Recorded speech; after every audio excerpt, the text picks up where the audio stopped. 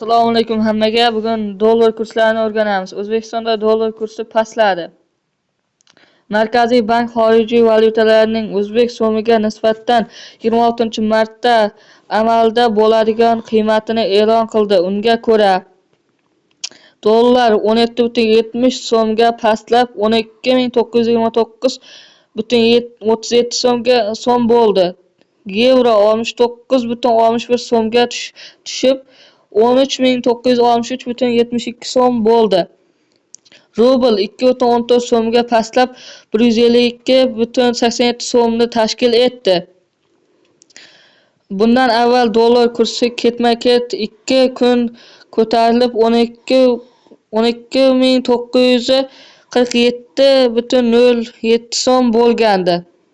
O'zbekistonda dollar kursi oshishda davom etishi ehtimoli yuqori, deyiladi ayrim prognozlarda.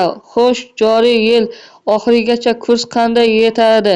Yaqin kelajakda qanday iqtisodiy tebranishlarga tayyor turish kerak? Daryo nima?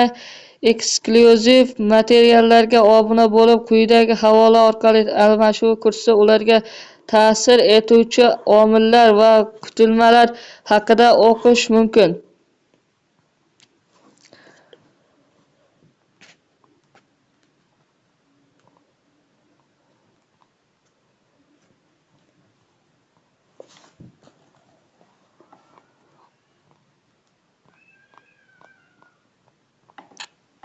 Videomiz yoqqan bo'lsa, like bosib, obuna bo'lishni unutmang.